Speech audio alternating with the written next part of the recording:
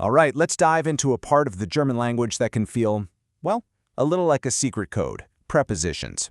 Now, you might think words like for, with, or to are pretty straightforward, but in German, they're not just words. They are powerful gatekeepers with some very, very specific demands. Okay, just take a look at this. On the left, in English, we say for the friend. Simple, right? Direct. But then look at the German. Für meinen Freund. Hold on a second. Where did that N on the end of meinen come from? I mean, the word for my friend is just mein Freund, so something in that sentence forced it to change. And that is the million-dollar question, isn't it? Why the change? This isn't just some random quirk, I promise you. It's the key to unlocking a huge, fundamental rule of German grammar. And that's the puzzle we're going to solve together today. And trust me, the logic behind it is actually pretty cool. So, to really get what's happening in German, let's first take a quick step back and look at what we're all used to in English. We'll start with just how simple our prepositions really are. Think about it. When we say, I am going to the store, or this is a gift for you, the words to and for are only doing one job. They're pointing. They're like a simple signpost on the road. They show the relationship between things, but, and this is the important part, they don't change the words that come after them. All right, now for the main event. The German case puzzle. This is where we pull back the curtain and find out the secret rule that explains exactly why mein Freund suddenly had to change its costume. And here it is. The big fancy term is case governance. It sounds a little intimidating, I know, but the idea is actually super simple. It's the rule that says German prepositions don't just point. Oh no, they actively command the noun that follows them to change into a specific grammatical case. So yeah, this is the single most important takeaway. In a German sentence, the preposition is the boss. It is in charge.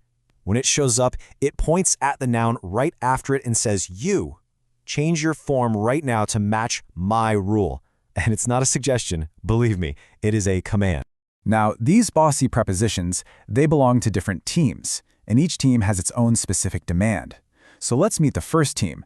These are the prepositions that always, and I mean always, without fail, demand something called the accusative case. And here's the lineup for the accusative team. If you use any of the prepositions on this list, like durch, für, or ohne, the noun that comes next has to snap into its accusative form. This is a non-negotiable, fixed list you just gotta know. And boom! This brings us right back to our original puzzle. Just look at the table. The preposition is für. And what's its rule? It requires the accusative case. And that's why mein Freund, which is a masculine noun, has to change to its accusative form, meinen Freund. Puzzle solved. The preposition was the boss all along. But of course, it can't be that simple, right? There's another team on the field. So now let's meet the second major group of prepositions. This group has a completely different demand. They govern the dative case. And here's their roster. Words like mit, with, nach, to or after, and von, from. They're all part of this dative team. So when you see one of these, you know instantly, automatically, that the noun that follows has to switch into its dative form. It's a different rule for sure, but the principle is exactly the same. The preposition is in charge. Okay, so we've got these two teams, accusative and dative, and their own strict rules. Let's put this all together with a really powerful analogy that's going to make this concept stick for good. Let's go back to that idea of the gatekeeper. Honestly, this is the absolute best way to think about it. English prepositions are just helpful signs on the side of the road, but German prepositions, no way. They are strict gatekeepers. They don't just point the way, they stand guard, and they check your grammatical ID before they even think about letting you pass. I absolutely love this quote.